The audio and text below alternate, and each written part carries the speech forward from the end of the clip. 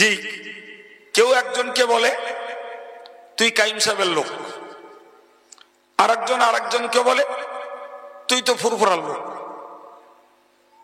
মানে বোঝানো হয় যেন যে কাইম সাহেব যেন ফুরফুরা বিরোধী, এরকম একটা বিষয়, এরকম একটা ব্যাপার। এদের যদি সেন্স থাকতো তাহলে একটা কথা এরা বুঝতো যে কোরআন বলছে কে পূব দিকে ফিরলো কে পশ্চিম দিকে ফিরলো, এতে নেকি নেই। এখন যদি কেউ কাইম সাহেবের পিছনে অনুসরণ করে সে যদি দিনদার ইমানদার নামাজি মুসল্লি আল্লাহওয়ালা হয়, আলহামদুলিল্লাহ, ওটাই কামনা। ঠিক কিনা বলেন? কেউ যদি ফুরফুরার পিছনে ঘুরে দিনদার ইমানদার আল্লাহওয়ালা হয়, ওটাই কাম্য। কিন্তু ব্যাপারটা এটা নয় যে তুমি ফুরফুরার কোন হুজুরের ভক্ত না কাইম সাহেবদের কারোর ভক্ত, অথচ তোমার কাছে ধর্ম থাকবে না, তোমার কাছে নামাজ থাকবে না, তোমার কাছে শরীয়ত থাকবে না, তুমি যার ভক্ত হও তুমি ভুল করছো। ঠিক না? ভুল করছো তুমি, তোমার সিদ্ধান্ত ভুল হচ্ছে। তুমি কাকে ফলো করলে? এই ফলো করার মৌলিক স্বার্থ হলো কোরআন সুন্নাহকে মেনে জীবনটা তৈরি করা, কোরআন হাদিস ইজমা কিয়াসের আলোকে নিজের জীবনটাকে গড়া। এটাই হলো একজন ইমানদার মুসলমানের ধর্ম জীবনের মূল লক্ষ্য। এখন সেখানে যদি থাকে মাইনাস পয়েন্ট, সেখানে রয়েছে ঘাটতি, আর আমি শুধু অমুক অমুকের সমর্থক আর অমুক অমুকের সমর্থক এই বলে জিন্দাবাদ দিয়ে যাব, ভাই এটা নিশ্চিত চরম নির্বুদ্ধিতা। কোরআন শরীফে আল্লাহ বলেছেন ফাইযা নুফিখা ফিস-সূর ফালা আনসাবা বাইনাহুম। মহান আল্লাহ বললেন যখন ইসরাফিল আলাইহিস সালাম সিংগায় ফুঁক দেবেন, তো সিংগায় ফুঁক দেবেন যখন, একটা ফুঁকে দুনিয়ার তৎকালীন সময়ের মানুষ প্রাণীকুল মৃত্যুবরণ করবে। ফের 40 দিন পরে আবার একটা ফুঁক দেবেন, পৃথিবীর বিগত আর তৎকালীন সময়ের মৃতরা সব জীবন্ত হয়ে উঠবে। আল্লাহ বলেছেন ফাইযা হুম কিয়ামুন ইয়ানজুরুন, সবাই খাড়া হবে এবং দেখতে থাকবে। এরপর আল্লাহ পাক কোরআন শরীফে বললেন ফালা আনসাবা বাইনাহুম ইয়াওমা ইযিন ওয়ালা ইয়াতাসাআলুন। সেদিন কে কোন বংশে, কার ডিগ্রি কতটা, কে কত অর্থের মালিক ছিল, কে কত বড় নেতা, কে কত বড় হুজুর, কে কত বড় মুফতি সাহেব, কে কত বড় পীর সাহেব, এই জাতীয় কোনো বিষয়ের বিচার সেদিন হবে না। এমনকি ইয়াওমা ইযিন ওয়ালা ইয়াতাসাআলুন, পীর তার মুরিদকে জিজ্ঞাসা করবে না যে বাবা তোমার অবস্থাটা কি। মুরিদ তার পীর সাহেবকে বলবে না যে হুজুর আপনার হাল কি। ছাত্র তার ওস্তাদের খবর নেবে না, ওস্তাদ তার ছাত্রের খবর নেবে না, গ্রামের মাতব্বরটা গ্রামের সাধারণ নাগরিকদের খবর নেবে না, মসজিদের ইমাম সাহেব মুক্তাদিদের খবর নেবেন না, মুক্তাদিরা ইমাম সাহেবের সেদিনের পরিস্থিতি কি খোঁজ একবারও করবেন না। ভাই কোরআনের এই স্পষ্ট বার্তাটাকে যারা ভুলে যায়, নিঃসন্দেহে তারা চরম অজ্ঞতার পথে চলছেন। মনে রাখুন, যেখানে বংশ, শিক্ষা, অর্থ, শক্তি, নেতৃত্ব এ জাতীয় কোনো প্রশ্ন নেই। প্রশ্ন কিসের? ফাআম্মা মান সাকুলাত মাওয়াজিনুহু জি ফাউলাইকা হুমুল মুফলিহুন। যারা নেকির পাল্লাটাকে ভারী করতে পেরেছে তারাই সেদিন সফল। সুবহানাল্লাহ। ওয়া আম্মা মান খাফফাত মাওয়াজিনুহু, যাদের নেকির পাল্লাটা হালকা হয়ে গেছে, ফাউলাইকা আল্লাযীনা খাসিরু আনফুসাহুম, তারা নিশ্চয়ই নিজেরা নিজেদেরকে ক্ষতিগ্রস্ত করেছে। কারণ ফি জাহান্নামা খালিদুন, তাদের অবস্থান হবে জাহান্নামে, থাকতে হবে চিরকাল। তাহলে এই অংশ থেকে আমাদেরকে একটা চেতনামূলক শিক্ষা নিতে হয়। সেটি হলো আমি কার দলে, কার পিছনে ঘুরি, এ প্রশ্নের আগে আমি আমার নেকির পরিমাণ কতটা বাড়াতে পারছি আমার নেকির পাল্লাটাকে ভারী করছি না নেকির পাল্লাটা হালকা হয়ে যাচ্ছে, এই ভাবনা যারা ভাবেন তারাই বুদ্ধিমান। কথা বুঝতে পারছি? আল্লাহ পাক এদিকে ইঙ্গিত করে বললেন, শোনো, পূর্ব দিকে আর পশ্চিম দিকে ফেরায় নেকি নেই। তুমি কার পিছনে? ওতে নেকি নেই, ওতে নেকি নেই। বরং নেকি কিসে? খুব গভীরতার সঙ্গে বুঝুন। এই আয়াত পাকে আল্লাহ পাক 6টি পয়েন্ট বলেছেন। কটা বললাম? 6টি। নাম্বার 1, ওয়ালাকিন্নাল বিররা মান আমানা বিল্লাহি ওয়াল ইয়াউমিল আখিরি ওয়াল মালাইকাতি ওয়াল কিতাব ওয়ান নাবিয়্যিন।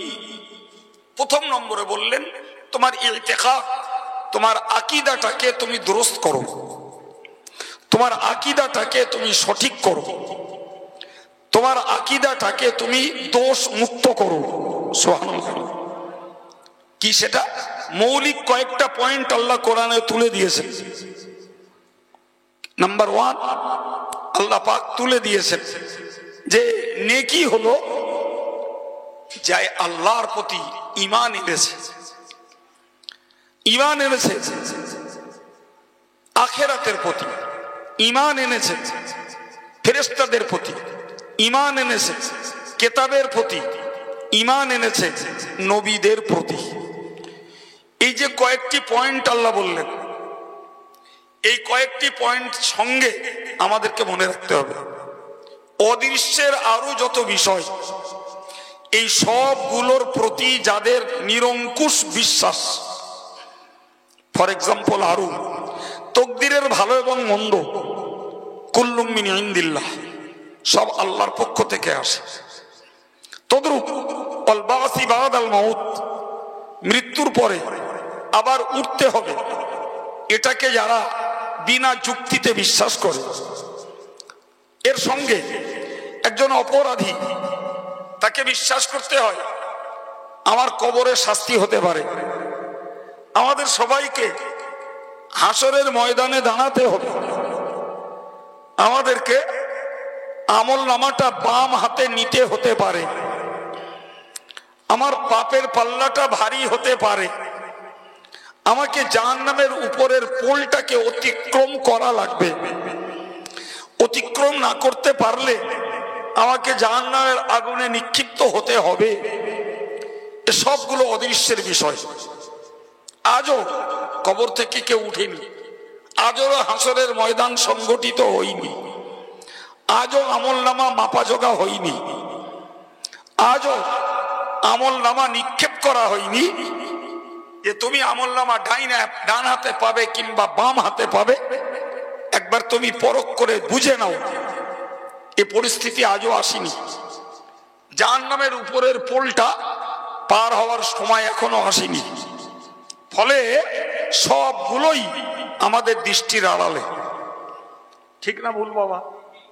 আল্লাহ বললেন যদিও আয়াতটার মূল লক্ষ্য ইহুদিদের জ্ঞান দেওয়া, কিন্তু ওই আয়াতটা থেকে সারা পৃথিবীর সকলকে জ্ঞান নিতে হবে যে আমায় যদি নেকি লাভ করতে হয় তাহলে অদৃশ্যের যাবতীয় বিষয়গুলির প্রতি আমার নিখুঁত নিদাগ নির্দোষ ঈমান ঠিক রাখা চাই। এর একটিকে বাদ দিয়ে আমরা কেউ আল্লাহ পাকের কাছে ঈমানদার বলে পরিগণিত হতে পারবো না।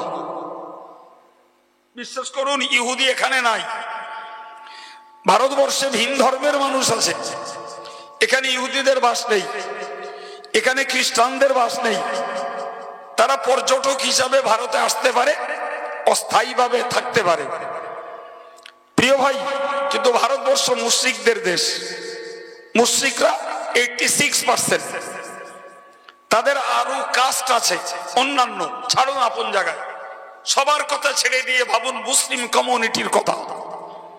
যদি এই অংশটুকুই নিয়ে আমি আপনাকে বিশ্লেষণ করি, অনেক কথা বলতে পারবো, অনেক কথা। প্রিয় ভাইরা আমার, কোরআন শরীফে আল্লাহ বলেছেন ওমা ইউমিনু আকসারুহুম বিল্লাহ ইল্লা ওহুম মুশরিকুন। আল্লাহ বললেন ওমা ইউমিনু আকসারুহুম বিল্লাহ, অধিকাংশ মানুষ আল্লাহর প্রতি তারা ঈমান ঠিক রাখে না। কার কথা? কার কথা? তো এই কথাটা ইহুদি, খ্রিস্টান, মুশরিক, কাফের, বৌদ্ধ, তেলেগু, তামিলি, আর্য, অনার্য এদের কারোর জন্য আল্লাহ বলেননি। এদের এই কথাটা আল্লাহ বলেছেন যারা কলেমা পড়ে ঈমানের দাবি করে, সেই তাওহীদপন্থী জনতাদেরকে আল্লাহ বললেন যে এরা অধিকাংশ ঈমানদার নয়, ইল্লা ওহুম মুশরিকুন, বরং এরা হলো মুশরিক। ভাই, যারা ঈমান মূলত আনেনি তাদের নিয়ে আমাদের টেনশন নয়, কিন্তু আমার ভাইরা, আমার মায়েরা যারা ঈমান আনবার পরে শিরকের দোষে বিজড়িত, তাহলে এরা তো এদের বিশ্বাসটাকে নিখুঁত করতে পারলো না বাবা। এই পেরেছে কি? হ্যাঁ, তাহলে তোমার নিজস্ব নেকি সঞ্চয়ের পথে বাধা পড়ছে, যেহেতু তোমার ঈমান ঠিক নাই। ফর এক্সাম্পল, যদি আমি ঘুরিয়ে যদি বলি ভাই, প্রচুর মুসলমান ছেলে মেয়ে আছে ভারতবর্ষে, পশ্চিম বাংলায়, যারা আজও কোন দরগায় যেয়ে মাথা ঠোকে, যারা আজও কোন পীর অলিদের মাজারে যেয়ে সেখানকার ধুলো মাখে, যারা আজও পীর অলিদের মাজারে যেয়ে সেখানে ভিক্ষা করে, যাত্রা করে, যারা আজও পীর অলিদের মাজারে যেয়ে সেখানে তেল পানি রেখে দিয়ে কেউ ফুঁফা দেয় না, সেই তেল পানি ব্যবহার করে, যারা আজও পীর অলিদের মাজারে যেয়ে সেখানে তারা ছাগল গরু হাজত মান্নত করছে। কথা বলেন, কথা বলেন, আমি গল্প বলছি না বাস্তব? হ্যাঁ, যদি বাস্তব যদি হয়, এরা বলো কলেমা পড়া ভাই বোন, এরা বলো কলেমার দাবিতে এরা তাওহীদপন্থী, এরা একত্ববাদের বিশ্বাসী সম্প্রদায়, অথচ আল্লাহর ওই আয়াত পাকের কথাটি এদের জন্য প্রযোজ্য। কারণ তোমার রিজিক, তোমার সম্মান, তোমার সন্তান, তোমার রোগ মুক্তি, তোমার সুস্থতা, সবকিছুর একছত্র অধিপতি আল্লাহ, এটাই তো তোমার ঈমান। হ্যাঁ না বলে? আমার কথা বুঝতে পারেননি? আমার রিজিকের মালিক কে? আমার সম্মানের মালিক কে? আমাকে সন্তান দেওয়ার মালিক কে? আমাকে রোগ সুস্থ করার মালিক কে? আমাকে অপমান করার মালিক কে? প্রিয় ভাইরা আমার রোজগার দেওয়ার মালিক কে? তাহলে যে বিষয়গুলির সঙ্গে ঈমানের সম্পর্ক, আমি সেই বিষয়গুলির ক্ষেত্রে যদি আমার বিশ্বাসটাকে আমি চেঞ্জ করে আমি মনে করি পীরের দরবারে হাজত করলে আমার ছেলে হবে, আমি যদি মনে করি ডাক্তার বাবু আমার রোগ সারাবে, আমি যদি মনে করি যে অবৈধ কর্ম করলে তবে আমার রিজেক হবে, ভাই এই জাতীয় কাজগুলি এই বিশ্বাসের বিরোধী কিনা? বলেন বলেন বলেন, বিশ্বাসের বিরোধী। তাহলে বিশ্বাসের বিরোধী মানেই তার ঈমানটা সর্বনাশ হচ্ছে।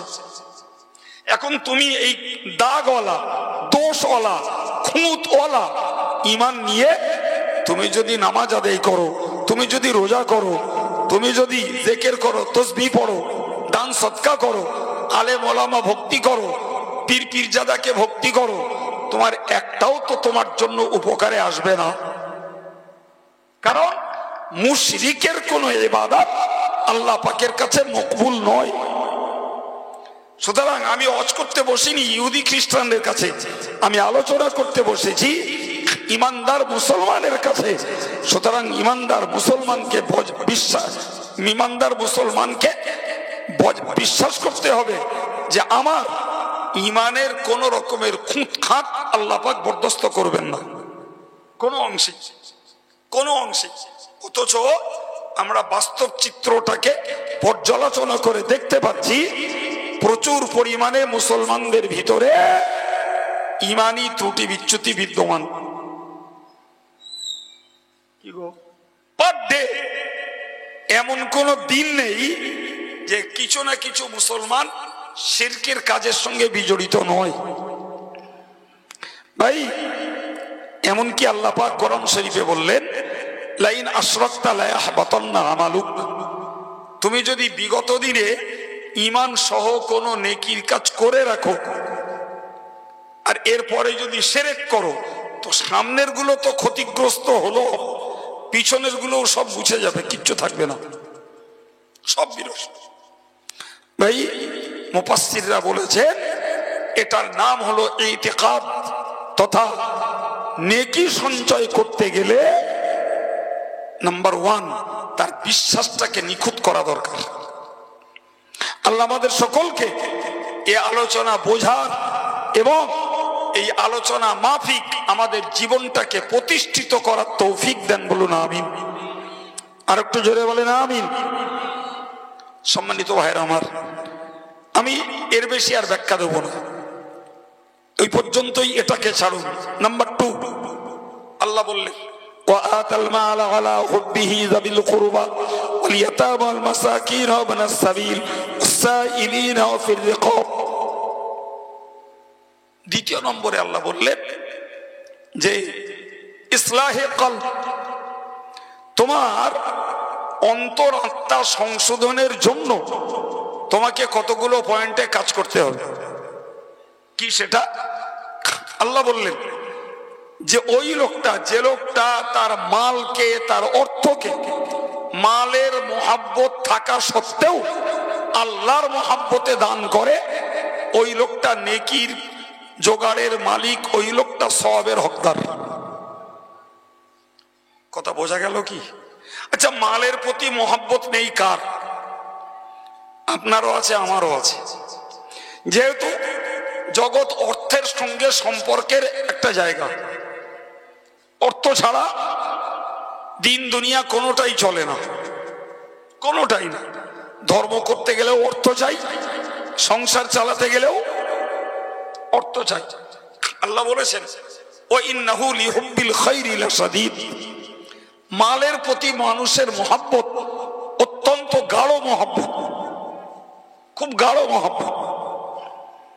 সম্মানিত ভাইরা আমার, তাহলে গাঢ় মোহাব্বত যে অর্থবিত্ত সহায় সম্পদের উপরে, আল্লাহ পাকের বক্তব্য ওই তোমার মালের প্রতি মোহাব্বত থাকা সত্ত্বেও আল্লাহর মোহাব্বতে তুমি মালকে দান করো, যাবিল কুরবা, তোমার নিকটতম দরিদ্র যারা তাদের মাঝে,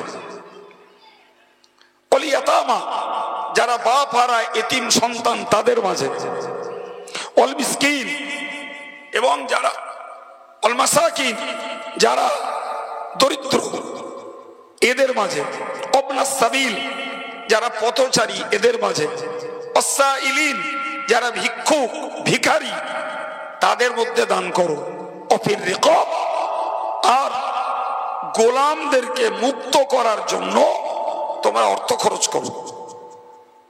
ভাই গোলাম মানে দাস প্রথা। আজকে গোটা পৃথিবীতে দাস প্রথা নেই। একটা পিরিয়ডে মানুষ বিক্রি হতো আর মানুষ কিনতো, সেই মানুষটাকে দাস বানিয়ে, মেয়েগুলোকে দাসী বানিয়ে তারা কাজে লাগাতো।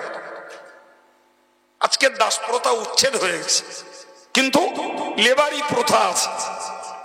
ভাই এই যুগে ওই আয়াত পাকের শেষ কথাটার অংশ ওয়াফির রিকাব, তোমরা গোলামদেরকে ছাড়াতে অর্থ খরচ করো। ভাই বর্তমান কালে এই আয়াত পাকের মর্ম হলো যে সমস্ত নির্দোষ লোকেরা জেল খাটছে। বিশ্বাস করুন, আপনি বসিরহাট জেলে যান, প্রচুর পরিমাণে নিরপরাধী লোক জেল খাটছে। বিশ্বাস হয় আপনাদের?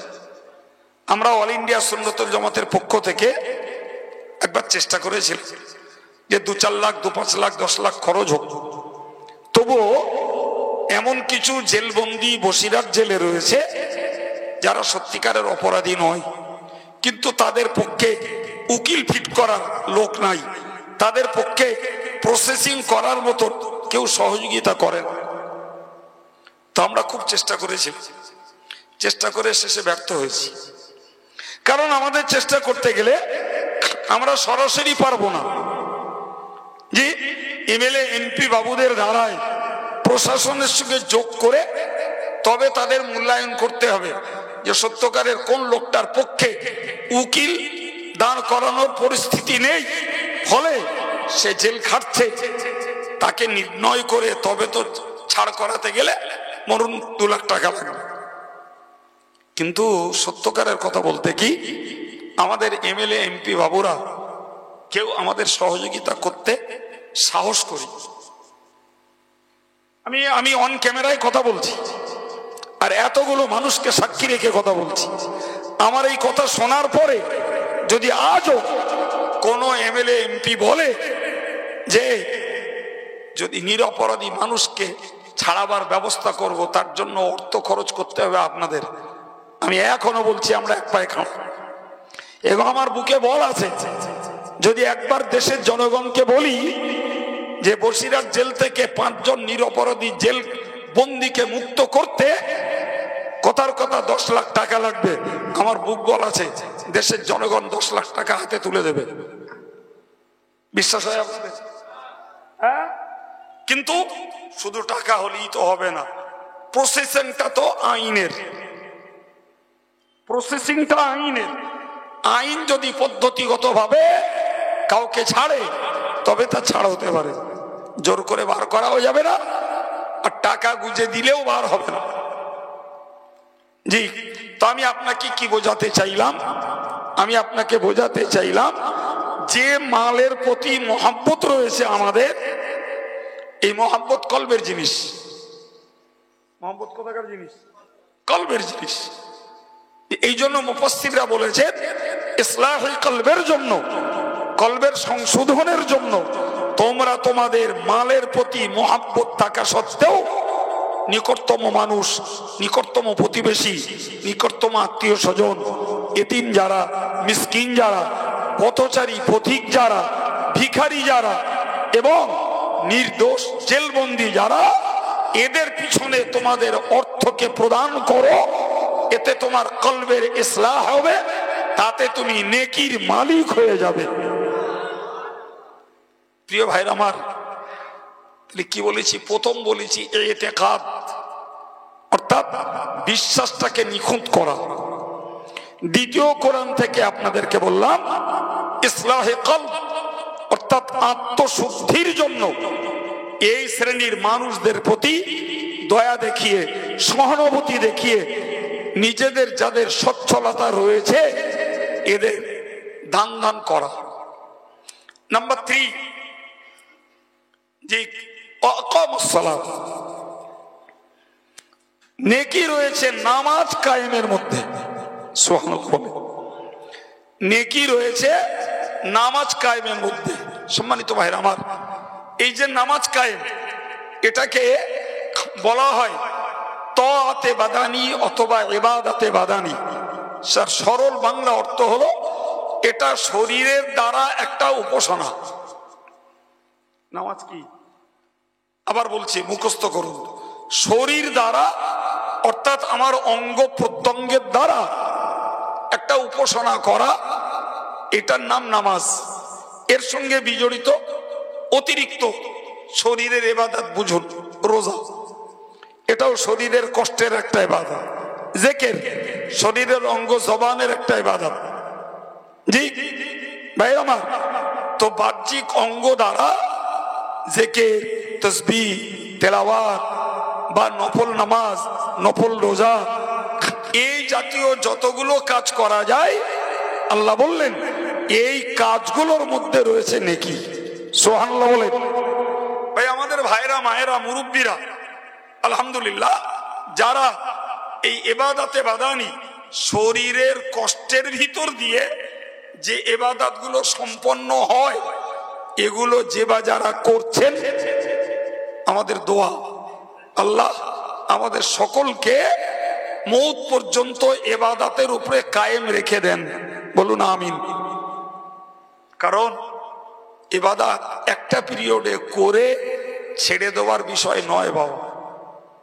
জি, কোরআন শরীফে আল্লাহ বলেছেন ওয়াবুদু রাব্বাকা হাত্তা ইয়াতিয়াকাল ইয়াকিন।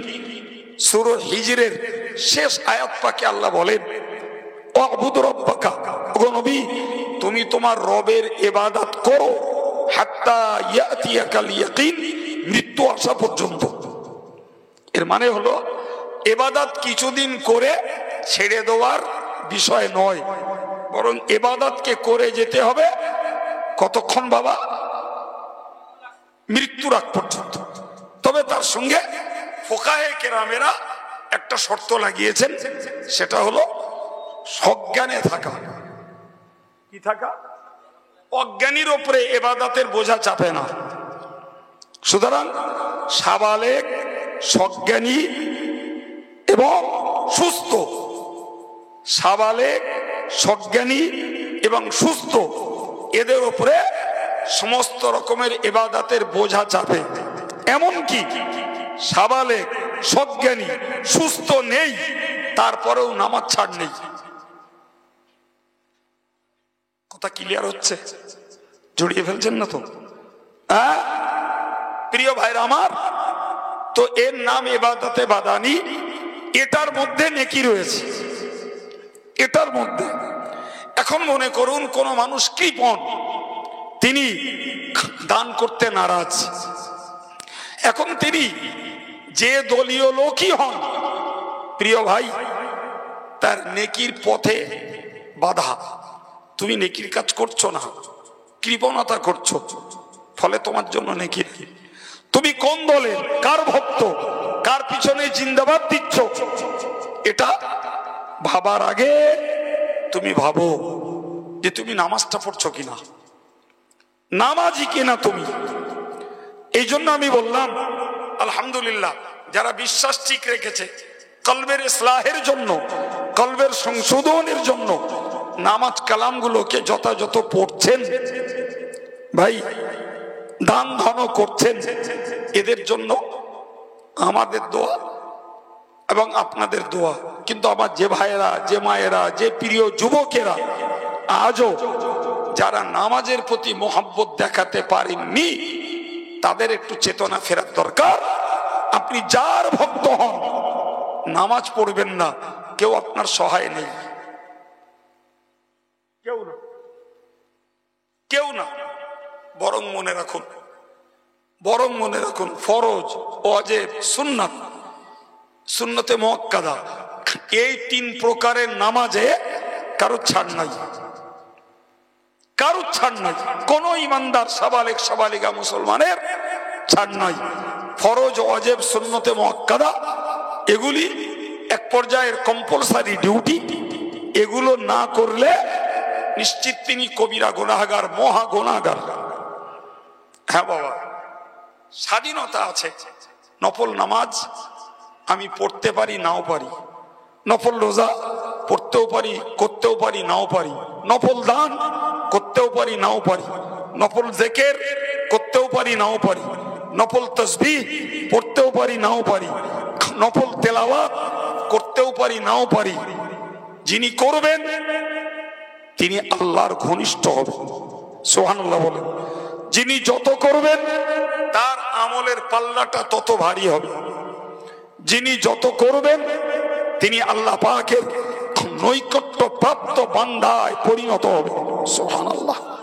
সুতরাং যারা দিনদার, ইমানদার এবং ফরজ, ওয়াজিব, সুন্নতে মুআক্কাদা নামাজগুলো যারা আদায় করেন, তাদের কাছে আমার বাই হার্ট রিকোয়েস্ট, আসুন না, আমরা জগতের সবকিছুর উন্নতি দেখছি। আমাদের খাওয়া পড়া, বাড়ি ঘর, জমি জায়গা সবকিছু ডেভেলপ হচ্ছে, কিন্তু একটু যদি ভাবি তো আমার মনে হয় আমরা স্বীকার করতে বাধ্য যে আমাদের ধর্মীয় কাজে উন্নতির ঘাটতি। তো যারা দিনদার, ইমানদার মানুষ, তাদের কাছে আমার একান্ত ভাই হিসাবে, মুরব্বী হিসাবে, স্নেহাশিস প্রিয় যুবক হিসাবে আমাদের দাবি, আসুন আমরা ধর্মীয় আমলের পরিধিটা একটু বাড়াই। যেমন 5 ওয়াক্ত নামাজ পড়ছিলাম, তো উন্নতি করতে গেলে কি 6 ওয়াক্ত পড়বো? না, তা নয়। আমরা 5 ওয়াক্ত ফরজ নামাজের ডিউটি পালন করব, সঙ্গে চেষ্টা করব মাগরিবের পরে আওয়াবিনের নামাজটা পড়ার, চেষ্টা করব রাতের বেলা তাহাজ্জুদের নামাজটা পড়ার, আমরা চেষ্টা করব ফজরের নামাজটা পড়ে সূর্য উদয় হয়ে যাবার মিনিট 20 পরে এশাকের নামাজটা পড়ব। যার সুযোগ আছে আর একটু বেলা চড়লে চাষতের নামাজটা পড়বো, তবেই আমাদের ধর্ম জীবনের কিছু উন্নতি হয়েছে বলে মনে হবে। তা না হলে আপনি খোঁজ নেন 40 বছর আগের 5 ওয়াক্ত নামাজি আজও সেই 5 ওয়াক্তই রয়ে গেছে। আমি আগেই জবাব দিয়েছি যে হুজুর তাহলে কি 6 ওয়াক্ত পড়বো? না, 6 ওয়াক্ত নয়, এই নামাজগুলোর কথা হাদিস শরীফে রয়েছে। তো 5 ওয়াক্ত যখন আমরা পড়ার দীর্ঘদিনের অভ্যস্ত হয়েছি, তাই এই নফলগুলো একটু বাড়াতে তো পারি। আমরা মাগরিবের নামাজ পড়ে কিছুক্ষণ তো একটু সময় দিয়ে আল্লাহ আল্লাহ করতে পারি, সুবহানাল্লাহ পড়তে পারি, আলহামদুলিল্লাহ পড়তে পারি, লা ইলাহা ইল্লাল্লাহ পড়তে পারি, আল্লাহু আকবার পড়তে পারি। ঠিক একইভাবে ফজরের নামাজ পড়ে এই তাসবিহ, তাহমিদ, তাকবীর, তাহলিল, এই কালামগুলো তো আমরা পড়তে পারি। তবে তো বোঝা যেত যে আমরা আমাদের ধর্ম জীবনে কিছু উন্নতি করছি। আমার বলাটা খুব ভুল হচ্ছে বাপ? বলেন বলেন, সারা জীবন একই চলবে, একই চলবে, তাহলে এই নেকির পাল্লা ভারী হবে কিসে? আরে বাবা, ফরজ নামাজ রোজা ওগুলো তো কম্পালসারি ডিউটি, ওর স্যালারিও ফিক্সড। দায়িত্বগুলো যেমন আবশ্যকীয়, ওর মজুরিও বাঁধা ধরা, ওর সওয়াব বাঁধা ধরা। কিন্তু যত ওভার ডিউটি দেবো ততই মজুরি বেশি পাবো। ওভার ডিউটি কিছু করতে হবে তো। দেখেন না, কোম্পানির ঘরে, সরকারের ঘরে 8 ঘন্টা কম্পালসারি ডিউটি, তাতে যা বেতন পায় 4 ঘন্টা ওভার ডিউটি দিলে সেই সম পরিমাণ বেতন পেয়ে যায়, বরং আরো বেশি পায়। ব্যাপারটা ওই রকমই।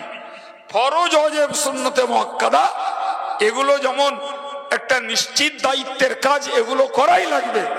কিন্তু অতিরিক্ত যদি কিছু করি, আমার আল্লাহ খুশি হলে ভাই অনেক বেশি পরিমাণে সওয়াব আল্লাহ দিতে পারেন। সুতরাং আমাদের সকলকে এই সওয়াবের পাল্লাটা ভারী করার প্রতি একটু মনোযোগ বাড়াতে হবে বাবা। সম্মানিত ভাইরা আমার, মনে রেখে দিন, এশার নামাজ পড়ার পরে সাধারণত আমাদের নিয়ম হলো খাওয়া আর ঘুম। খুব কম লোক আছে যারা এশার নামাজ পড়ার পরে কাজ কাম করে, এমন মানুষ সংখ্যায় খুবই কম। তা আমি এশার নামাজ পড়ে যে শোবো আর ঘুমবো, একটু বসি না। এশার নামাজ পড়ে একাদশবার একটু দরুদ শরীফ পড়ি না? ওটা একটা উত্তম সময়। এশার নামাজ পড়ে কিছুক্ষণ 100 বার সুবহানাল্লাহ, 100 বার আলহামদুলিল্লাহ, 100 বার লা ইলাহা ইল্লাল্লাহ, কি 100 বার বিসমিল্লাহির রহমানির রহিম একটু পড়লাম। হাত দুটো তুলে বললাম, আল্লাহ আমার আব্বা মা ইন্তেকাল করেছে, তাদের ক্ষমা করে দাও। আর আমি এই যে দোয়া কালামগুলো পড়েছি, আমার ভুলটাকে মাফ করে এর সব আমার আব্বা মার রুহে বকশিস করে দাও। কবে সভা দেব, কবে হাফেজ সাহেব ডাকবো, কবে ইমাম সাহেবের ডেকে বাড়ি নিয়ে যাব। তাই মৃত বাপ মা, দাদা দাদি, নানা নানি, এদের জন্য দোয়া সবরেসানি করাবো। এটা হয়তো মাঝে মধ্যে ওকেশনালি, আনুষ্ঠানিকভাবে সম্ভব, কিন্তু বিশ্বাস করুন কবরের মুর্দা যারা, তাদের অভাবের শেষ নেই। আমরা মরিনি বলে বুঝতে পারছি না, কিন্তু কোরআন হাদিস পড়লে বোঝা যায় তারা চাতক পাখির মতো দোয়ার সওয়াবের দিকে তাকিয়ে আছে। তাই যদি পরিবারের ছেলে মেয়ে, বিবি বাচ্চা, এরাই যদি দিনদার, ইমানদার, নামাজি, মুসল্লি হয়ে যায়, আর এরাই যদি দোয়া সবরেসানির দায়িত্ব নেয়, বিশ্বাস করুন মুর্দারা অনেক অনেক উপকার পাবে। এবং শুধু মুর্দারা পাবে না, আমি যেগুলো পড়বো ও সবগুলো আমারও তো সঞ্চিত হবে। প্রিয় ভাই আমার, কথার পৃষ্ঠে বলতে যেয়ে বললাম যে নেকি যদি পেতে হয় ইবাদতে বাদানি তথা শরীরের দ্বারা যে ইবাদত গুলো করা যায়, সেগুলোকে যারা করে তারাই সওয়াব পায়, শুধু জিন্দাবাদ দিয়ে পাওয়া যায় না বাপ। সম্মানিত ভাইরা আমার, আল্লাহ আবার বলেছেন ওয়া আতাজ যাকাতা। 4 নম্বর কথা হলো, নেকি যদি পেতে হয় তোমাকে যাকাত আদায় করা লাগবে। নেকি জাকাত আদায়। নেকি টাকা পয়সা মুঠো করে রাখার মধ্যে নেই। হাত খোলো, হিসাব কষো, জাকাত দাও। বিশ্বাস করুন, রাগ করবেন না। বাঁকড়ার মানুষকে আমি মানে মন থেকেই জ্ঞানী মনে করি, কারণ এখানে বহু দিনের অনেক বুজুর্গ আলেম ওলামাদের আনাগোনা হয়েছে। ভুল বললো মনে হচ্ছে? ঠিক বলেছি? সে ধারাবাহিকতা আজও বাকি আছে, আলহামদুলিল্লাহ। ফলে বাঁকড়ার মানুষের জ্ঞান আছে, এটা আমি বিশ্বাস করি। জি, তারপরেও বলছি, আমার যেটা মনে হয়েছে যে এখনো প্রচুর মুসলিম ভাই আছেন যারা জাকাতের মসলা বোঝেন না। যদি রাগ করেন তাহলে আমি একটু বুঝিয়ে দিচ্ছি। যদি মনে করেন হ্যাঁ খুব বুঝি, তাহলে মনে করুন যে আমার কথাটা রিপিটিং হলো। আর যদি মনে করেন না সত্যিই বুঝিনি, তাহলে শেখার দরকার আছে। যদি বলেন কেমন, প্রথমত মনে রাখুন, জাকাত আদায় করতে গেলে ইয়ার স্টার্টিং এবং ইয়ার এন্ডিং ঠিক করতে হয়। বছরের শুরু আর বছরের শেষ, আপনার ইনকামের বছরের শুরু এবং শেষ ঠিক করতে হবে। কারোর যদি মনে হয় বৈশাখ থেকে চৈত্রে 30, তাই। কারোর যদি মনে হয় জানুয়ারি থেকে 31শে ডিসেম্বর, তাই। কারোর যদি মনে হয় মহরম থেকে জিলহাজের শেষ তারিখ, তাই। কারোর যদি মনে হয় এবছর আষাঢ় থেকে সামনে মাসের 32শে জ্যৈষ্ঠ পর্যন্ত, তাই। এটাই মুসলমান খবর রাখেন। কি মনে হচ্ছে?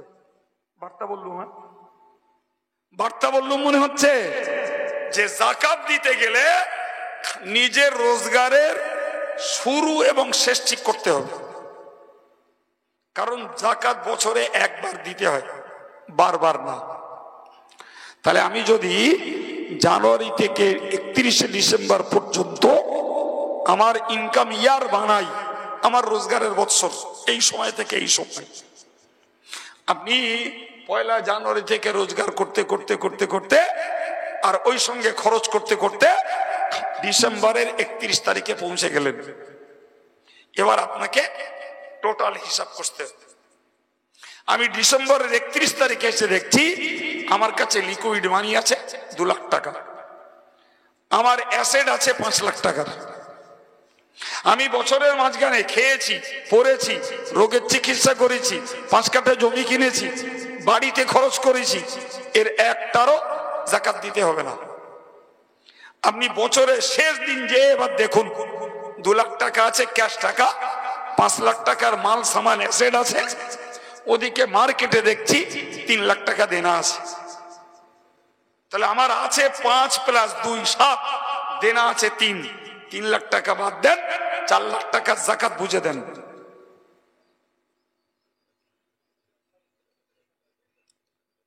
কথা বুঝতে পারছেন কিছু? মানুষে আমার জামিয়ার জন্য লোকের দুয়ারে ঘুরে ঘুরে এই অভিজ্ঞতাটা হয়েছে। মানুষ কি করে বলেন তো? ধনীরা করে কি, যে এরে এলো একটা শাড়ি দিলে, ও এলো ওর কন্যা দেয় 50টা টাকা দিলে, একটা মাদ্রাসার ছেলে গেল তার একটা বই কিনতে 100 টাকা দিলে, একজন ভিখিরি গেল তাকে 50 টাকা দিল, এই ক্যান্ডিডেট বেড়ে গেছে, বলে দিল হুজুর জাকাত যা হয় না তার থেকে অনেক বেশি দিয়ে ফেলিস। আরে ভাই কত হয়েছে? তো অত কি আর হিসাব কষা আছে? আচ্ছা কি ধরনের গোমড়া বলুন দি? গোমড়া না গোমড়া না বলেন বলেন তো টপ মোস্ট গোমড়া। হ্যাঁ, জাকাত গাদা টাকা দেওয়ার বিষয় নয়, আর 10 জনের জায়গায় 100 জন ক্যান্ডিডেটকে দেওয়ার ব্যাপার নয়। জাকাত তো হিসাবের করি, হিসাবটা কষো, হিসাবটা কষো। আমি একজন ভদ্রলোকের কাছে জামিয়ার জন্য দান নিতে গেছি রমজান মাসে, 500 টাকা দিচ্ছে, 500 টাকা দিচ্ছে।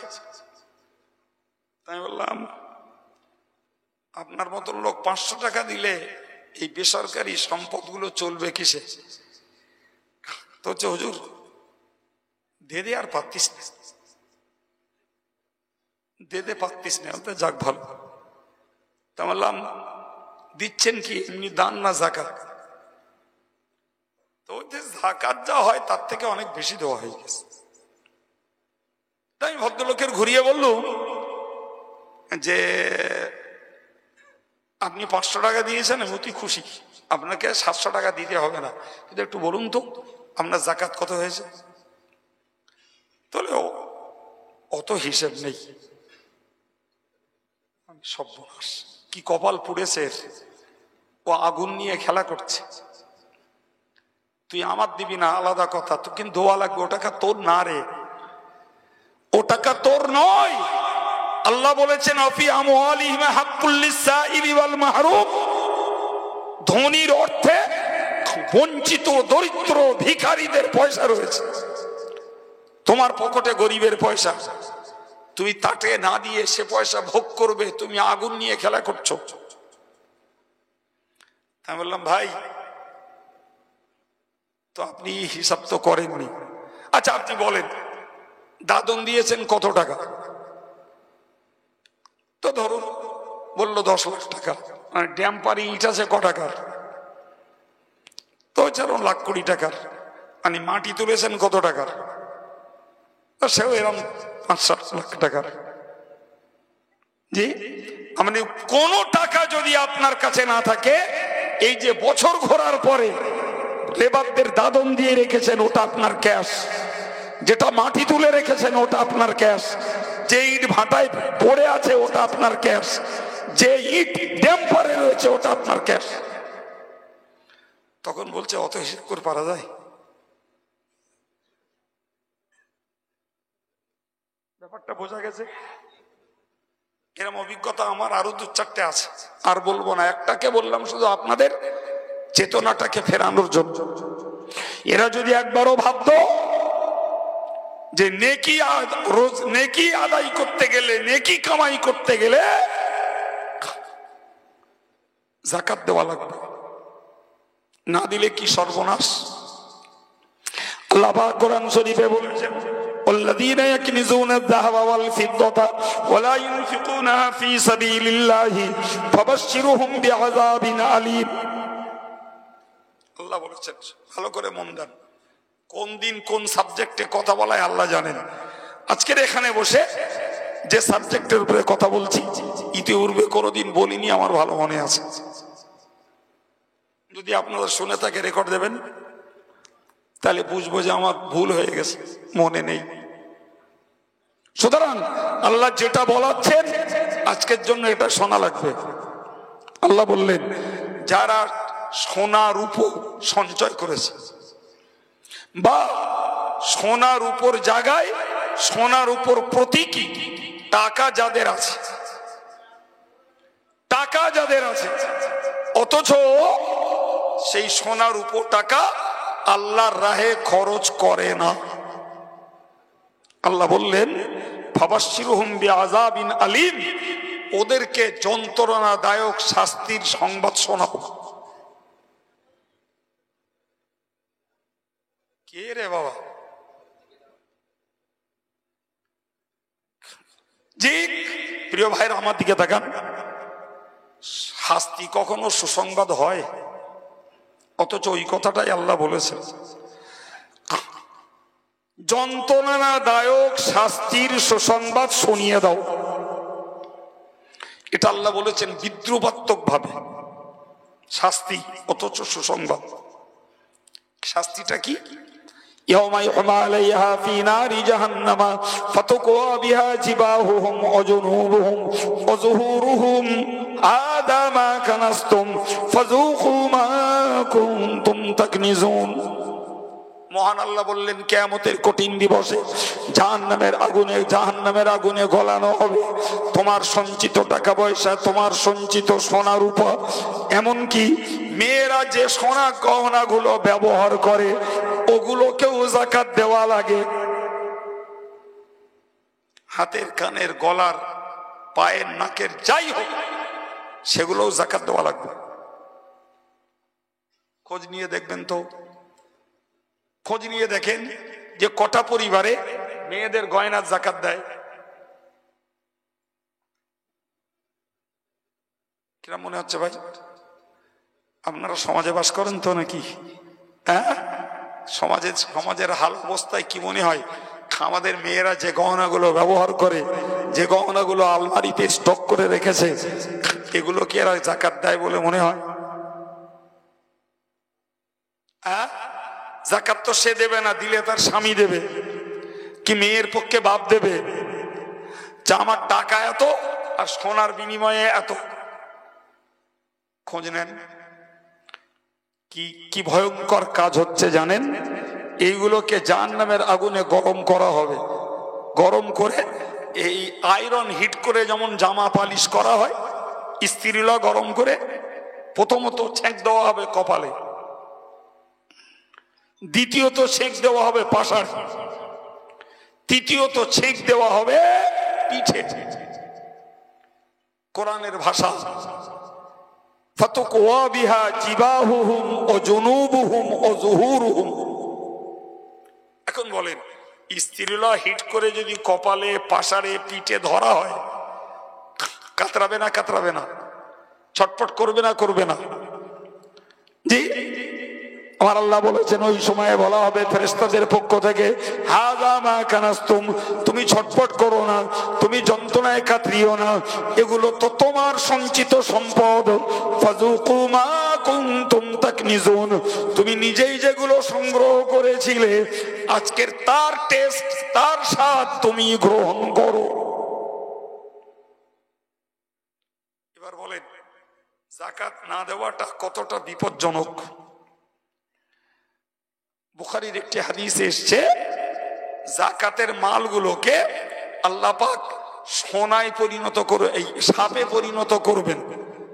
সাপ বানাবেন, ওই সাপটা গলায় পেঁচিয়ে ফনা ধরবে ওর মুখের উপরে। ও যখন দংশন করবে, এর দংশনের বিষাক্তে মানুষটা ছটফট করবে। ওই সাপ তার জবান খুলে বলবে, আনা কানজুকা ওয়া মালুকা, তুমি কেন ছটফট করো হে? আমি তো তোমার সঞ্চিত সেই সোনা, তোমার সঞ্চিত টাকা, আমি তোমার সম্পদ, যেগুলো তুমি দান করনি, আমি সেই সম্পদ। অতএব এর স্বাদ তো তোমাকেই নিতে হবে। প্রিয় ভাইরা আমার, আমি আর বাড়ছি না, আমি আপনাকে বোঝাতে চাইছি যে এই যাকাতটা হলো ইবাদতে মালি, তার মানে অর্থের দ্বারা ইবাদত। হজ ইবাদতে মালি ও বাদানি, হজে টাকাও ঢেলতে হয়, দেহের কষ্টও করতে হয়। যাকাত কেবলমাত্র ইবাদতে মালি, মালের ইবাদত। সাদকা মালের ইবাদত, ফিতরা আদায় মালের ইবাদত, কুরবানি মালের ইবাদত। সুতরাং নেকি রয়েছে মাল দ্বারা আল্লাহর হুকুমে খরচ করে সওয়াব জোগাড়ের মধ্যে। মাল খরচ করে নেকি জোগাড় করো, শুধু জিন্দাবাদ দিয়ে হই হই করে আমি এই দলে অমুক ওই দলে, আমি ওর মানি না এ ওর মানি না, ওসব করে লাভ হবে না, ওসব করে লাভ নাই। এটাকে মুফাসসিররা বলেছেন ইবাদতে মালানি। তাহলে কি কি বলেছি? ইতিকাদ মানে বিশ্বাস, ইসলাহে কলব আত্মার সংশোধনী। 3 নম্বর বলেছি ইবাদতে বাদানি, শরীর দ্বারা ইবাদত করা। 4 নম্বর বলেছি ইবাদতে মালি, অর্থের দ্বারা ইবাদত করা। 5 নম্বর উল মুফুনা বিআহদিহিম ইযা আহাদু, আমরা বললেন নেকি যদি সঞ্চয় করতে চাও তাহলে আর একটা কাজ তুমি করো। মৌলিক কথা হলো জীবনে ওয়াদা করলে ওয়াদা পূরণ করো। ভাই একটা কথা বলে আল্লাহ বুঝিয়ে দিয়েছেন, হে বিশ্ব মানব তোমরা মনে রাখো, তোমার নেকি রয়েছে ইমানে, নেকি রয়েছে দানে, নেকি রয়েছে নামাজে, নেকি রয়েছে রোজায়, নেকি রয়েছে জিকির তাসবিহতে, নেকি রয়েছে যাকাত সদকা ফিতরা আদায়ীতে, নেকি রয়েছে সামাজিক সৎ ব্যবহারের মধ্যে।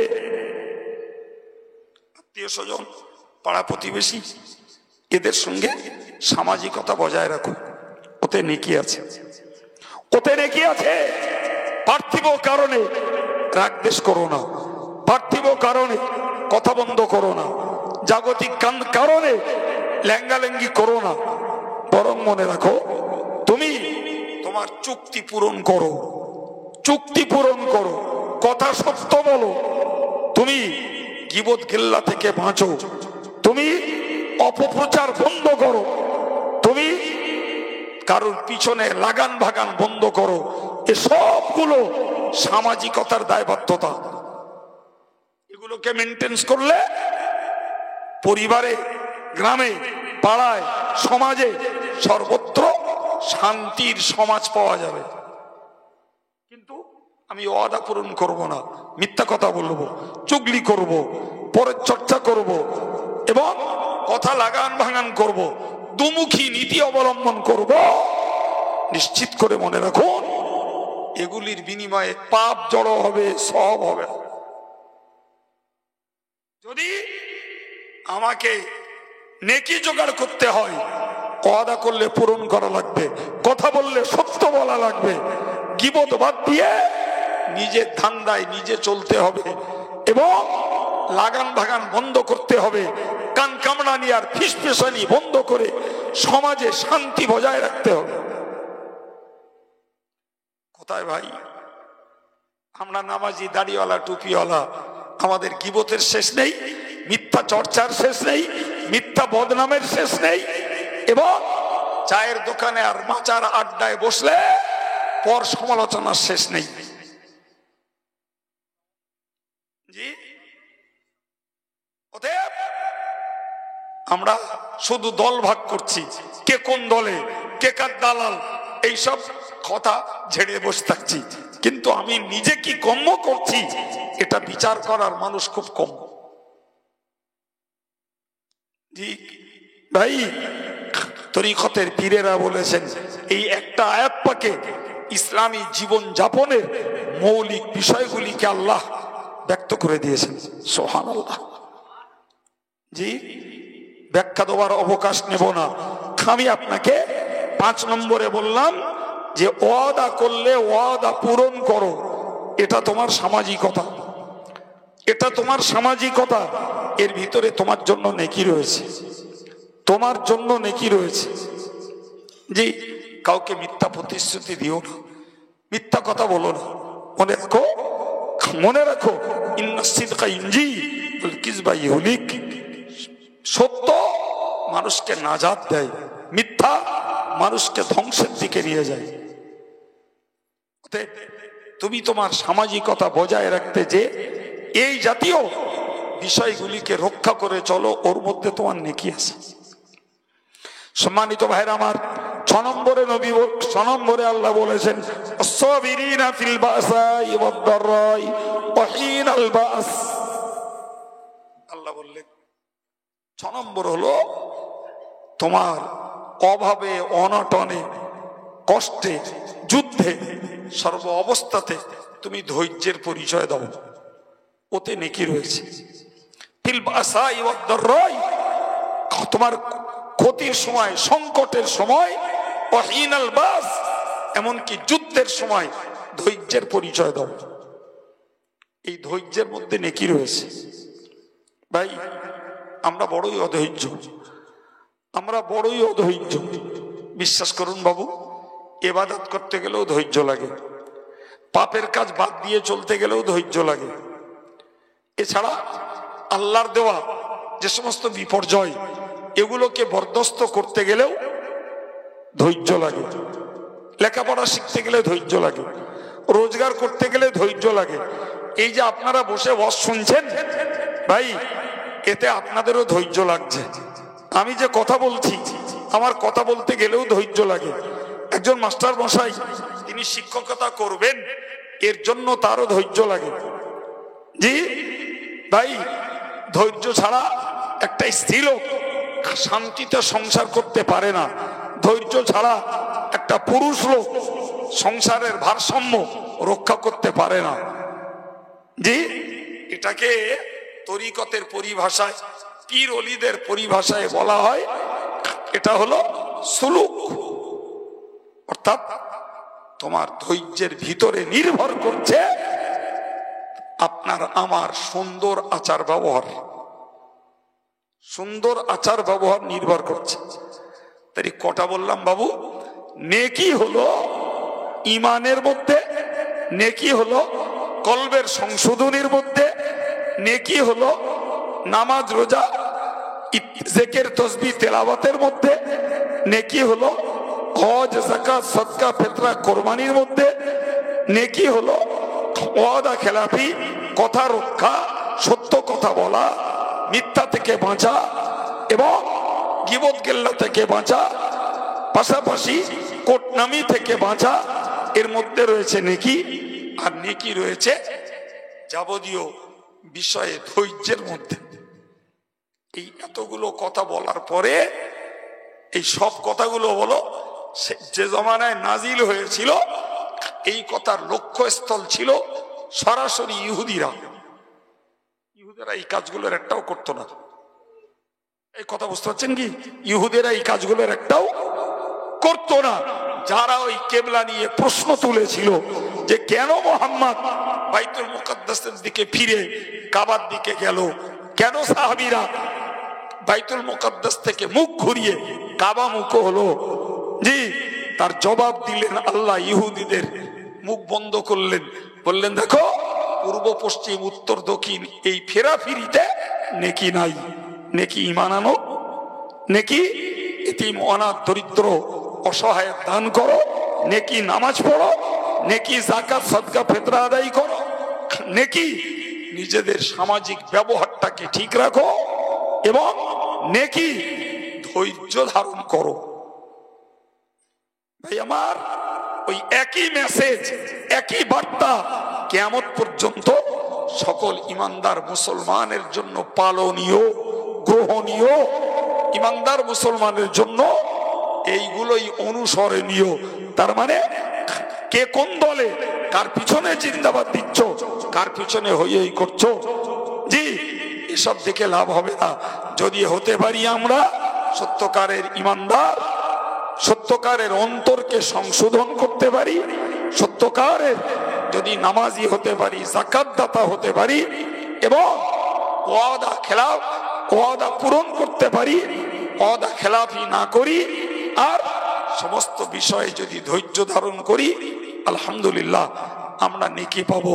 আল্লাহ বললেন উলাইকাল্লাযীনা সাদাকু ও উলাইকা হুমুল মুত্তাকুন। এরাই হলো সত্যবাদী, এরাই সত্যবাদী। আল্লাহ পাক কোরআনে বলেছেন ইয়া আইয়ুহাল্লাযীনা আমানুত্তাকুল্লাহা ওয়া কুনু মা'আস সাদিকিন। হে ঈমানদারেরা, তোমরা সত্যবাদীদের সঙ্গী হও। কাদের সঙ্গী? তার মানে এই কাজগুলো যারা করে ওদের সঙ্গে ওঠা বসা করো, ওই কাজগুলো যারা করে তাদের সঙ্গ দাও, ওই কাজগুলো যারা করে তাদেরকে ফলো করো। সুবহানাল্লাহ বলেন। ওই লোকগুলোকে সত্যবাদী বলেছেন আল্লাহ। পরে বলেছেন ও উলাইকা হুমুল মুত্তাকুন, আর এরাই হলো খোদাভীরু, আর এরাই হলো সংযত মানুষ। খোদাভীরু, এরাই সংযমী, এরাই সংযমী, এরাই খোদাভীরু। জোরে বলেন সুবহানাল্লাহ। যে আর খোদাভীরুদের জন্য কোরআনের ঘোষণা, যে আমার আল্লাহ বলেছেন উইদ্দাত লিল মুত্তাকিন, জান্নাত তৈরি রয়েছে মুত্তাকিন যারা, তাদের জন্য। জোরে বলেন জি। তার মানে পৃথিবীতে এই কাজগুলো যারা করে তারা সত্যবাদী, তারা মুত্তাকি, আর এদের সঙ্গে যারা মিলেমিশে এদের কাজকে যারা অনুসরণ করে তারাই মুত্তাকি।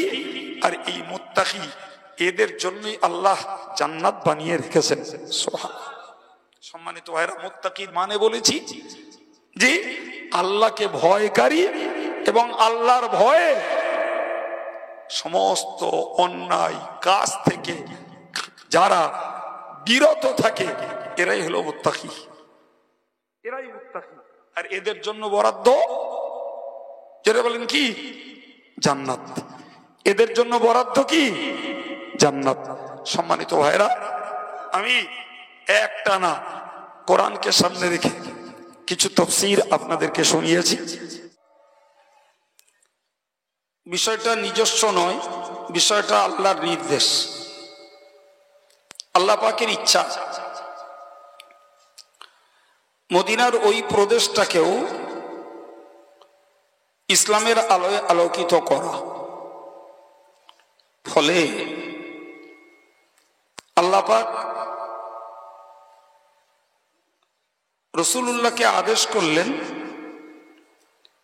যে তুমি বাইতুল মুকাদ্দাসের দিকে ফিরে নামাজ পড়ো। কারণ এটাই, ইহুদিরা বাইতুল মুকাদ্দাসকে কেবলা হিসাবে মানত। এই যে তারা বাইতুল মুকাদ্দাসকে কেবলা হিসাবে মানত, নবীকে ওই দিকে ফিরে নামাজ পড়তে আদেশ করার পিছনে রহস্য হলো ইহুদিদের মনটাকে জয় করা, ইহুদিদের বিরোধিতা শত্রুতার পরিমাণটাকে দমিয়ে ফেলা।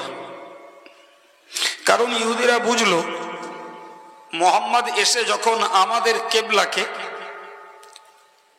কেবলা বানিয়ে নামাজ পড়ছে, তাহলে তো মুহাম্মদ আমাদের কেবলাকে সম্মান জানিয়েছে। ফলে তাদের শত্রুতা, বিরোধিতা, সমালোচনা সবগুলো কমে গেল। বাইতুল মুকাদ্দাসের দিকে ফিরে নামাজ পড়ার পিরিয়ড ছিল ইমাম বুখারীর কথা অনুযায়ী 16 অথবা 17 মাস। প্রিয় ভাইরা, এই 16-17 মাসের ভিতরে প্রচুর ইহুদিরা ততক্ষণে ইসলাম কবুল করে নিয়েছে। জোরে বলুন সুবহানাল্লাহ। তো তারা যখন ইসলামটাকে কবুল করে নিয়েছে, তখন ইসলামী মিশনের সদস্য সংখ্যা প্রাথমিক অবস্থার তুলনায় বেড়ে গেছে। রাসূলের হাত মজবুত হয়েছে, রাসূলের দলীয় লোকের সংখ্যা বেড়েছে। এরপরে ইহুদিরা বিরোধিতা করে, সমালোচনা করে আর কিছু করতে পারবে না। হিকমতটা নবীর নিজের নয়, হিকমতটা আল্লাহর। কিন্তু এই যে 16-17 মাস নবী বাইতুল মুকাদ্দাসের দিকে ফিরে নামাজ পড়ছিলেন, কিন্তু তার প্রাণের টান ছিল কাবার দিকে, যেহেতু সেখানে জন্ম এবং সেই দিকে ফিরেই আগাগোড়া রাসূল নামাজ পড়ে এসেছেন। আল্লাহ হুকুম করেছেন বাইতুল মুকাদ্দাসের দিকে ফিরতে, হুকুম পালন করছেন, কিন্তু মনের টান আছে কাবার দিকে। কোরআন বলছে কদ নারা তাকাল্লুবা ওয়াজহিকা ফিস সামাই, আল্লাহ বলছেন আমি দেখি তুমি তোমার চেহারাটাকে আসমানের দিকে ফেরাও। কারণ উপর থেকে ওহী নিয়ে জিবরিল আমিন নিচে নামে। রাসূলের মনের বাসনা হলো যে কখন জিবরিল আমিন ওহী আনবেন আর এনে বলবেন যে আল্লাহ পাক আপনাকে বাইতুল মুকাদ্দাস থেকে মুখ ঘুরিয়ে কাবার দিকে ফিরতে আদেশ করেছেন। এই আশায় আশান্বিত হয়ে নবী আসমানের দিকে তাকাতেন, বিশেষভাবে রাতের বেলা। তো আল্লাহ বললেন ফালানুওয়াল্লিয়ান্নাকা কিবলাতান তারদাহ, আমি তোমাকে ওই কেবলার দিকে, ওই কেন্দ্রের দিকে ফিরিয়ে দেবো যেদিকে তুমি খুশি। সুবহানাল্লাহ। এরপরে বললেন ফাওয়াল্লি ওয়াজহাকা শাতরাল মসজিদিল হারাম, তুমি মসজিদুল হারাম তথা কাবা বাইতুল্লাহর দিকে ফিরে যাও। সুবহানাল্লাহ। ওয়া হাইসুমা কুনতুম, যেখানেই থাকো, ফাওয়াল্লু উজুহাকুম শাতরাহ, তোমাদের চেহারাটাকে সেই দিকে ফিরিয়ে নাও। এখান থেকে तमाम পৃথিবীর মুসলমান নামাজীদের জন্য নির্দেশ হলো যারা কাবার পূবে তারা পশ্চিমে ফিরবে, যারা কাবার পশ্চিমে তারা পূবে ফিরবে, যারা কাবার উত্তরে তারা দক্ষিণে ফিরবে, যারা কাবার দক্ষিণে তারা উত্তরে ফিরবে। অর্থাৎ পৃথিবীর 4 স্কয়ারে যারা যেখানেই থাকুন তার নামাজের মনটাকে স্থির করার জন্য কেন্দ্র হলো কাবা। সুবহানাল্লাহ। যখনই রাসূলুল্লাহ নির্দেশ পেলেন এবং কাবার দিকে মুখ ঘুরিয়ে নিলেন, এটা ছিল 4 রাকাত ওয়ালা একটা নামাজ। কেউ বলেছেন জোহর, কেউ বলেছেন আসর। রাসূল বাইতুল মুকাদ্দাসের দিকে ফিরে যে মসজিদে নামাজ পড়ছিলেন, 2 রাকাত নামাজ কমপ্লিট, আল্লাহর পক্ষ থেকে ওই অবস্থায় ওহী এলো যে তুমি কাবার দিকে মুখ ঘোরাও। রাসূল ছিলেন এদিকে ফিরে, 100 ডিগ্রি ঘুরে গেলেন আর একদিকে। এই যে ঘুরে গেলেন, ইহুদি সম্প্রদায়েরা বিষয়টাকে বেশ রহস্যের ছলে নিল। এই বিষয়টাকে কেন্দ্র করে আল্লাহ বললেন, সায়াকুলুস সুফাহাউ মিনান নাস, অজ্ঞ যারা, মূর্খ যারা, তারা বলবে খুব শীঘ্রই যে মানুষদেরকে তাদের পূর্ব কেবলা থেকে ফিরিয়ে দিল কে? অর্থাৎ মুসলমান সাহাবীরা এবং মুহাম্মদ নামাজ পড়ছিলেন বাইতুল মুকাদ্দাসের দিকে ফিরে, এদিক থেকে মুখটাকে কাবার দিকে করিয়ে দিল কে? আল্লাহ বললেন, কুল, হে নবী তুমি বলে দাও, লিল্লাহিল মাশরিকু ওয়াল মাগরিব, পূর্ব পশ্চিম উত্তর দক্ষিণ সবই আল্লাহর। সুবহানাল্লাহ বলেন। সুতরাং যে আল্লাহ মক্কার জিন্দেগিতে 2 বছর কাবার দিকে ফিরিয়ে নামাজ পড়িয়েছেন, সেই আল্লাহ 16-17 মাস বাইতুল মুকাদ্দাসের দিকে ফিরে নামাজ পড়তে আদেশ করেছেন। আবার সেই আল্লাহ বাইতুল মুকাদ্দাস থেকে মুখ ঘুরিয়ে আবার পুনরায় কাবা মুখ করিয়ে দিয়েছেন। ব্যাপারটা কার? সবাই মিলে বলেন। ভাই, তাহলে আল্লাহ পাকের বিধানের উপরে ভুরু কুঞ্চিত করা, আল্লাহ পাকের বিধানের উপরে সমালোচনা আর পর্যালোচনা করা, এটি কখনো ইমানদারদের কাজ নয়। এটি কখনো, তো যারা সমালোচনা করছিল তারা অ্যাকচুয়াল ইমানদার তো নয়, তাদেরকে আল্লাহ সুফাহা বলে আখ্যায়িত করেছেন। সুফাহা শব্দের অর্থ হলো অজ্ঞ, মূর্খ।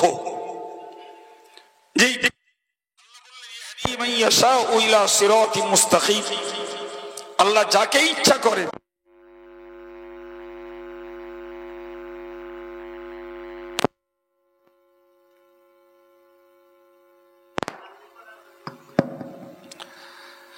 তো আল্লাহ বললেন,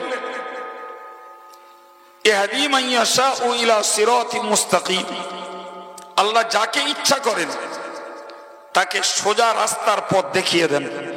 সুবহানাল্লাহ বলেন। যাকে ইচ্ছা করেন সরল রাস্তাটা আল্লাহ তাকে দেখিয়ে দেন। সুতরাং নবী একবার কাবা, একবার বাইতুল মুকাদ্দাস, পুনরায় কাবা, এই যে ঘোরাঘুরি করেছেন, এটি নবীর নিজের ইচ্ছায় নয়, বলল বরং আল্লাহ পাকের নির্দেশ অনুক্রমে। জি, এরপরে ইহুদিরা আরেকটা হাওয়া তুলল। সে হাওয়াটা হলো এই যে ফের যখন কাবাকে কেবলা বানানো হয়েছে, ফলে এই যে 16-17 মাস মুসলমানেরা বাইতুল মুকাদ্দাসের থেকে ফিরে নামাজ পড়েছে, এই যে নামাজগুলো সব নষ্ট হয়ে গেছে। এদের নামাজগুলো নষ্ট হয়ে গেছে। ভাই, এ আর এক সমস্যা। এখন এরা যখন এই হাওয়া তুললো, মানুষের কানে কানে আওয়াজটা পৌঁছে গেল, কানে কানে আওয়াজটা পৌঁছে গেল, তো যারা নিরীহ, দরিদ্র, দিনদার, ইমানদার সাহাবী, তাদের মনের ভিতরে একটা তঞ্চকতা শুরু হলো যে আমরা যে বাইতুল মুকাদ্দাসের দিকে ফিরে নামাজ পড়লাম, আরে এই নামাজগুলো যদি নষ্ট হয় তাহলে সেক্ষেত্রে তো আমাদের সওয়াব জোগাড়ের এ কর্মটা লসে রান করবে। ঠিক না ভুল? আমার আল্লাহ পাক কোরআন নাজিল করে বললেন, লা ইউদিউ ঈমানাকুম। এখানে ঈমান শব্দের অর্থ হলো নামাজ। যে যারা বাইতুল মুকাদ্দাসের দিকে ফিরে 16-17 মাস নামাজ পড়েছে, তাদের আল্লাহ পাক তাদের এক ওয়াক্তের নামাজকেও নষ্ট করে দেবেন না। ইন্নাল্লাহা বিন-নাসি লারাউফুর রহিম, নিশ্চয়ই আল্লাহ পাক মানুষদের প্রতি তথা ঈমান ওয়ালাদের প্রতি যেমন স্নেহশীল তেমন দয়াশীল। সুবহানাল্লাহ বলেন, আর একটু মন খুলে বলেন। তাহলে মৌলিক ভাবে আল্লাহ তামাম পৃথিবীর মানুষের প্রতি দয়াশীল, কিন্তু স্পেশালি ঈমানদারদের প্রতি, কি নারী কি পুরুষ কি যুবক কি বৃদ্ধ, এদের প্রতি আল্লাহ যেমন স্নেহশীল তেমন আল্লাহ দয়াশীল। সম্মানিত ভাইরা আমার, এই এতগুলো কথা গুছিয়ে আপনার কাছে তুলে ধরার পর এবার আরেকটা কথা বলছি। আল্লাহ পাক ঠিক এই বিষয়টাকে কেন্দ্র করে কোরআন শরীফের দুপারা ছরকুর গোড়ার আয়াত পাকটাতেই বলেছেন, লাইসাল বিররা আন তুআল্লু উজুহাকুম কিবালাল মাশরিক ওয়াল মাগরিব। বললে শোনো, তুমি পূর্ব দিকে ফিরছো না পশ্চিম দিকে ফিরছো, উত্তর দিকে ফিরছো না দক্ষিণ দিকে ফিরছো, এদিকটাই নেকি নয়। নেকি হলো আল্লাহর হুকুম মানার ভিতরে নেকি। সুবহানাল্লাহ, আল্লাহর হুকুমটা কার্যকর করার মধ্যে নেকি। ভাই, আমাদের আম জনতার ভিতরে এরকম একটা বিষয় কাজ করে,